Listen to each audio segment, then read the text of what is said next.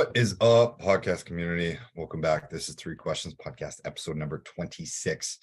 I'm stoked. We are officially 25 episodes in, and holy cow, we're being listened to around the world. I would love to get more guests onto the podcast. Again, if you want to hop on, we'll talk about some questions that you can answer, we can strategize about. I really love answering a lot of the questions you guys have been submitting. If you'd like to submit questions, you can just email threequestionspodcast@gmail.com or submit them via DM.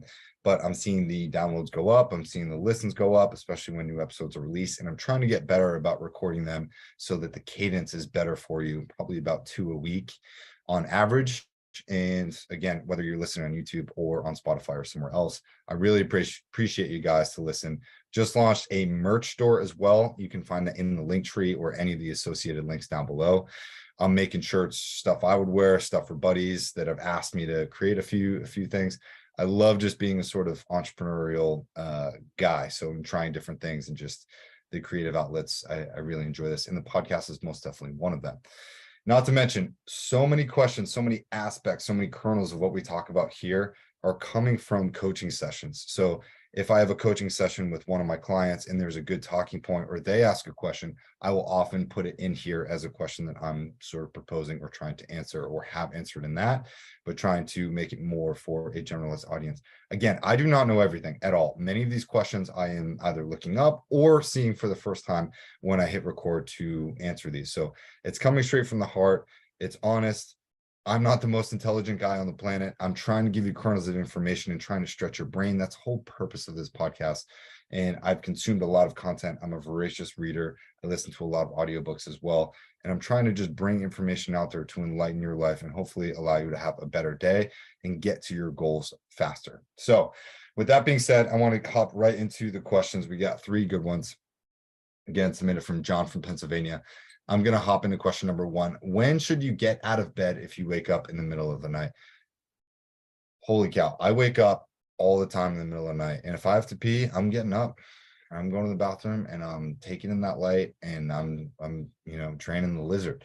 So if I wake up in the middle of the night, I also toss and turn a bunch. I move like crazy unless I'm absolutely dead tired, exhausted. Even then, I'm still moving around a lot. I had a Whoop device for a long time. That device told me that I was constantly in the red and the yellow. I don't know if it's sleep apnea or what, right? Yes, I drink caffeine. I definitely take a lot of supplements. And I try not to rely on stimulants to keep myself up. Like if I'm tired, I will take a nap. Generally, I have a very difficult time napping. However, when I wake up in the middle of the night, if I really, really want to get back to bed immediately and I know that I can't sleep, I know, number 1, it's because I had too much caffeine or caffeine too late in the day. Number 2, it's because I'm dehydrated. My body's like, dude, you need water. What are you doing? And then number 3, if I have racing thoughts or there's too much on my mind, I get out of bed and I will meditate until I literally start to like drop, whether it's 10, 20, 30 minutes. I will sit there, I'll meditate and just be like, okay, mind, you want to wake me up from the sleep? This time is yours. Give me all the thoughts. And I just sit there and I put my fingers like this. If you're watching on YouTube, it looks like just thumb and index finger together in opposite directions. And I'll just sit there and I'll put that in between my legs, crisscross applesauce. And I just go, okay, go ahead. And I'll set my timer on my watch.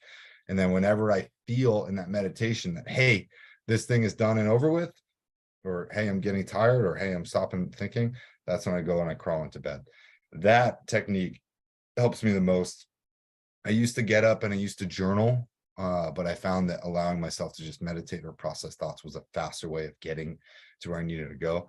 Sometimes I didn't want to get up in the middle of the night and write for 20 minutes, but if getting up and writing or taking notes, right, or drawing or doing something is fine, do that.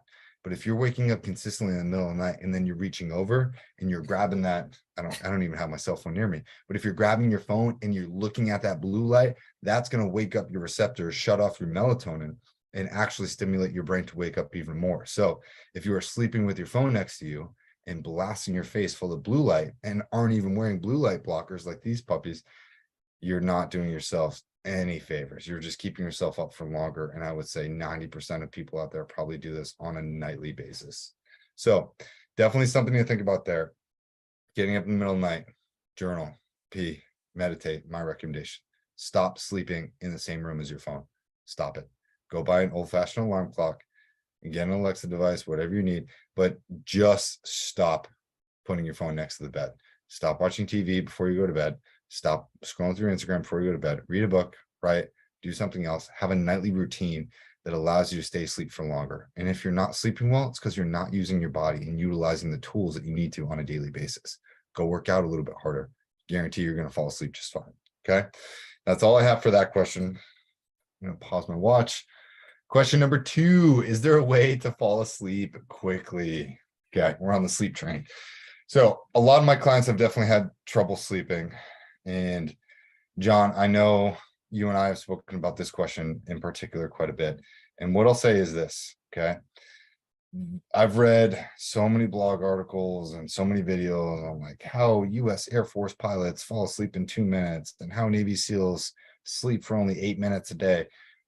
Every sort of clickbaity article that talks about that and talks about these techniques, you have to understand that these are individuals out there that their genetics and their genes and their biology and their physiology and their demands and their caloric intake, all of these different things impact those people. And what works for someone else is not necessarily going to be what works for you.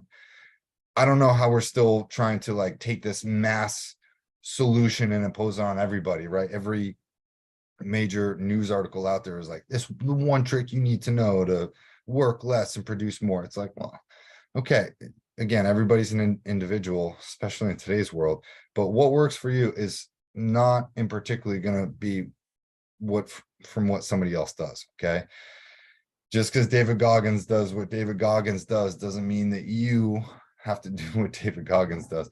So I want to answer the question as best as I can. Is there a way to fall asleep quickly?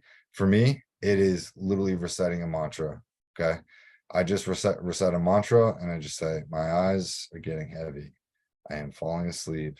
I'm falling asleep. Just bullshit like that. Honestly, my mind is heavy. My eyes are heavy. I'm releasing the tension from my muscles. I am so sleepy. Can't wait to have a whatever. I say stupid stuff like that in my head until I like just can't even think anymore. Okay. And it helps me I say it in my mind. I don't say it out loud, but I tell myself that I'm sleepy. I tell myself that I'm falling asleep. And usually I'm asleep within 5 to 10 minutes. Okay. If I do not fall asleep quickly, much like I just talked about, it is because I had caffeine too late in the day or too much caffeine. Okay. Or it's because I was watching a movie, right? Or I didn't use my body the way I needed to. I didn't go to the gym. I didn't work out hard, right? Whatever. I also notoriously, I will stretch. Stretching before bed will make you sleepy, right? So if you get out of the shower and you come back and you stretch for 10 to 15 minutes, I stretch for about 18 minutes a day. I do static stretching, static hold stretching, and whatever big muscle groups or small muscle groups I feel they're tight. If I stretch before bed, I am asleep within 5 minutes, guaranteed. So reciting a mantra, even though it's kind of dumb, right? Super tired, sleepy, can't wait for 8 hours of sleep, whatever. Tell my body that. And then stretching right before bed. Hot shower, awesome, right? Don't take cold showers before bed. You can if you want, if it's super hot in your apartment, but lower the temperature down to like 65 or 64 in your house. And then also recite that mantra, take a hot shower, get out. You're going to be super cold when you get out. And being super cold allows your body to sort of go into that hypothermic state that it needs to in order to fall asleep and stay asleep. Okay. If your body temperature rises too much, like if it's over 70 degrees in your house, your body will wake up because it's too hot. So you need to fall asleep in colder environments. It's typically more difficult to fall asleep in hotter environments unless you're exhausted, but that's a whole different story. Okay. Recite the mantra, definitely stretch before bed. I highly recommend that. And yeah, do what you can there. I mean, it's so different for everybody, but those are really my pro tips for that one. All right. So going into the third and final question, let's go. When you wake up with racing thoughts and you can't turn them off, what do you do? Man, relating back to the first question. So racing thoughts typically come from anxiety or depression, right? And so like in so many of my coaching sessions, and I even had a therapist tell me this one time. They said anxiety is fear of living in the future, too far in the future, and depression is a fear of living in the past, right? So anxiety comes from things that we're worried about in the future, and depression comes from things in the past. Typically, when people wake up at night, at least for myself and people that I've spoken to about this, it's one of those two things. You're either worried about something that's coming up tomorrow or something that's out of your control, or you're having nightmares about something that's happened in the past. And that's not, you shouldn't be ashamed of those things, but owning them and admitting them and be like, hey, I'm really worried about this presentation I have tomorrow at work, or I'm really worried about this fight that my partner and I had, and I want to make sure that they're okay. It's fine to recognize and label these racing thoughts, okay? But do not act on them, okay? My 110% holistic recommendation for this is your racing thoughts do not need to drag you along with them. I'm going to say that again. Your racing thoughts in the middle of the night do not need to drag you along with them. Acknowledge them, label them, be like, hey, this is a future thought I'm worried about this thing that's really out of my control. Me acting on that, me being emotional to that right now, me being upset about that right now is counterproductive to that situation and the desired outcome that I wish to have there.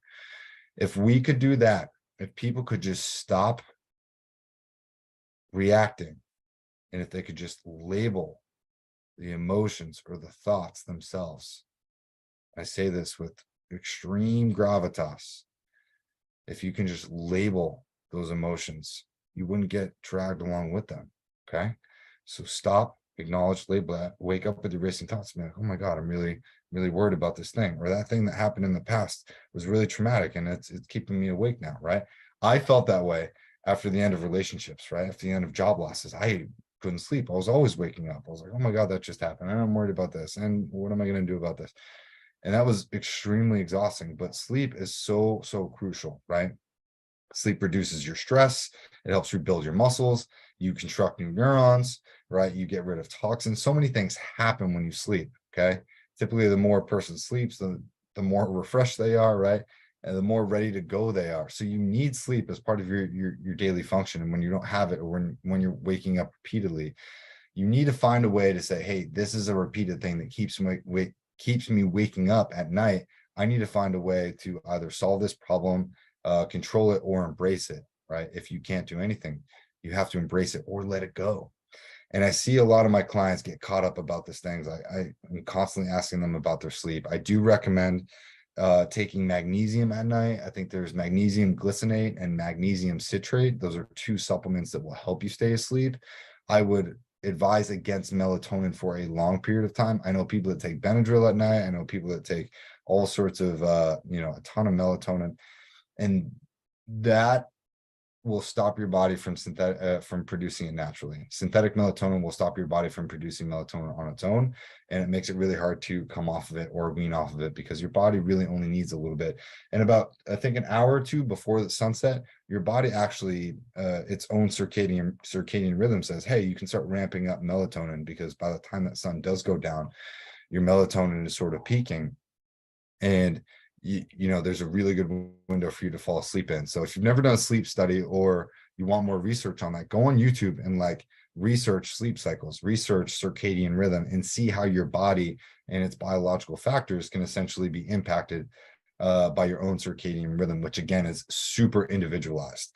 So that's pretty much all I have for these questions. I think they were really good questions. Obviously, they're sleep focused, and I think that's an area that we could all probably improve on. So no phones in the bedroom. Take magnesium glycinate or magnesium citrate. There are plenty of things you can do to find those out. You can order them off Amazon, or you can just go to the vitamin shop, whatever.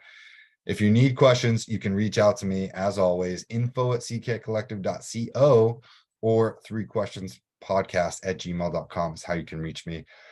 Please go find the Instagram page for this as well if you're listening. It is @_3questionspodcast, and follow there. I'm just posting clips from various episodes.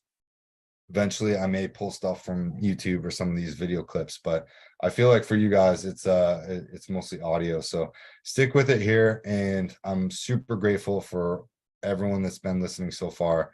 Please keep submitting questions. If you have feedback, of course, I am always keen for that as well. And then if you need personal coaching, whether you're working on issues, relationship stuff, job stuff, you just want to level up, I will get you to where you need to go. Or if you want marketing help, CMO for hire product, that's all on the website. So any questions there, hit me up. You know how to reach me, and I will see you guys in the next one. Thanks. Peace.